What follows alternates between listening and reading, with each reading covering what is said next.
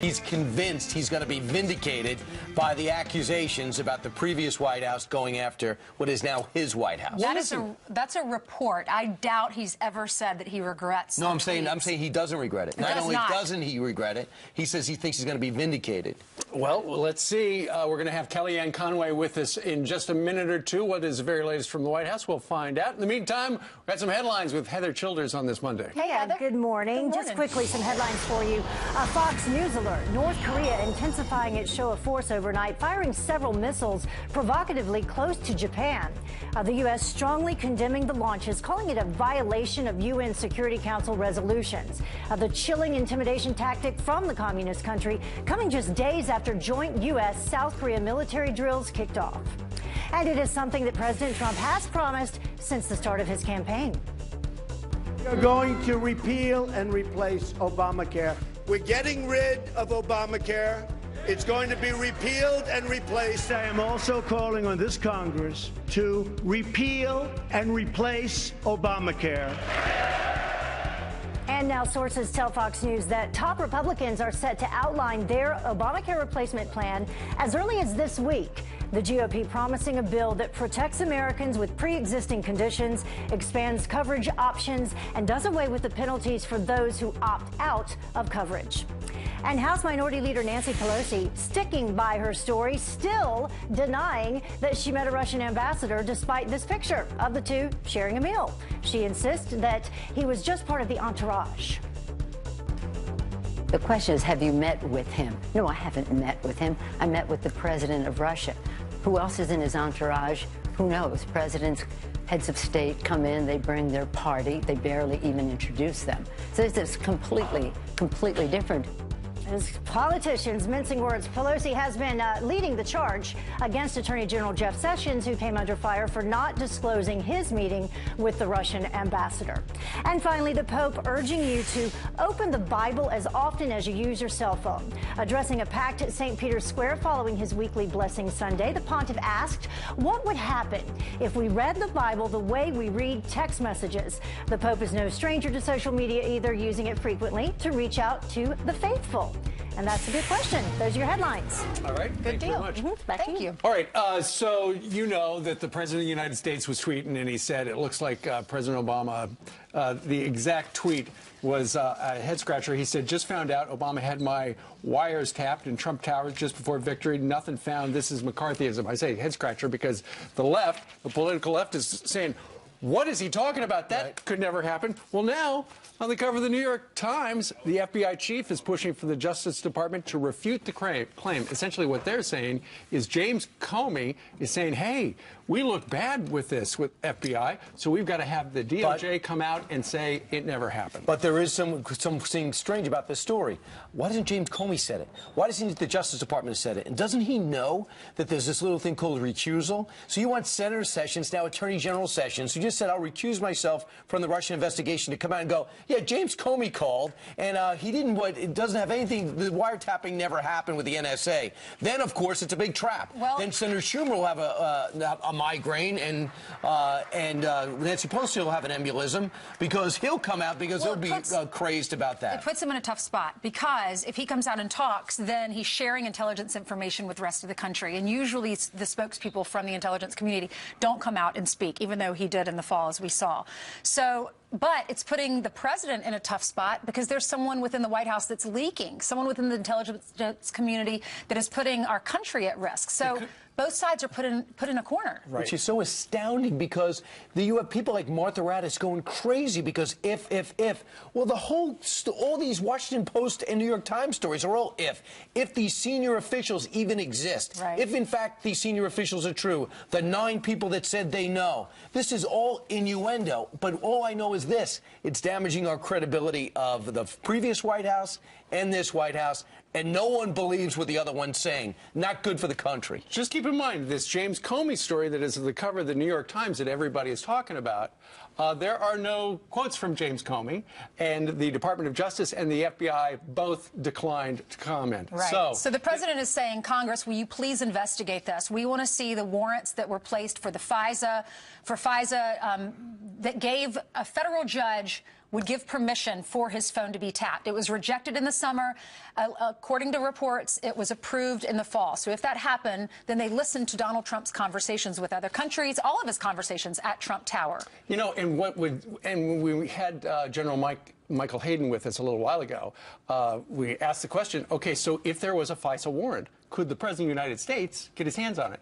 And he said, well, maybe. And there is a story that apparently the White House counsel, Don McGahn, is trying to do that.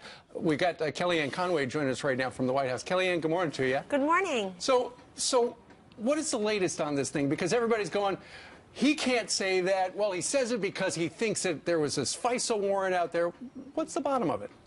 Well, let's get to the bottom of it. That is the president's entire point. You have various incredible news sources showing that there was politically motivated activity all during the campaign and suggesting that there may be more there. I mean, I saw the different interviews over the weekend, and as some people left open the possibility that maybe there were departments or agencies or individuals not under their direct purview where this could have taken place. But the president's entire point is that the people deserve to know. So why not include in the existing investigations into Russia this aspect, that whether or not this actually happened? The other thing that's going on here is we have this double standard for anonymous sources.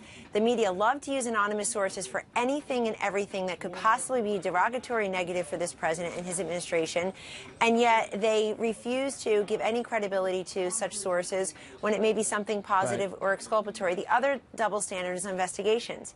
You have Democrats every single day saying, investigate, investigate, special prosecutors investigate. Well, then what are they afraid of here? Let's investigate this and see where it leads. So let's have the House and Senate Intelligence Committees do their work and think about whether to include this. But the president has made clear that he would like there to be an investigation of any possible abuses, and that hopefully that oversight activity will clarify for everyone. When is the first time that you guys within the Trump camp, when you were the incoming administration, or when you were trying to become the next president, when he was trying to become the next president, when's the first time you heard about possible wiretaps in Trump Tower?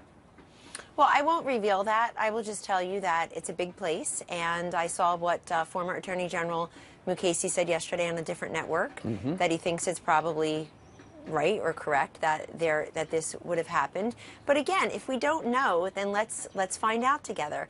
And then let's also start focusing on the many things that are going to happen this week. I know people, particularly on other networks, want to talk about this one thing. They don't want to talk about the amazing joint session speech where the president laid out his vision and was very specific in doing so. And then all the activity that's happening this week, a new executive order on travel today, certainly repealing and replacing Obamacare, infrastructure, tax reform is coming.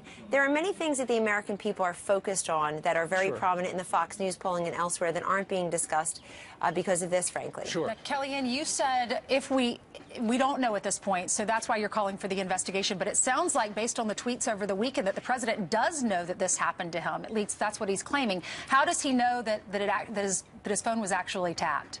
Let me answer that globally. He's the president of the United States. He has information and intelligence that the rest of us do not.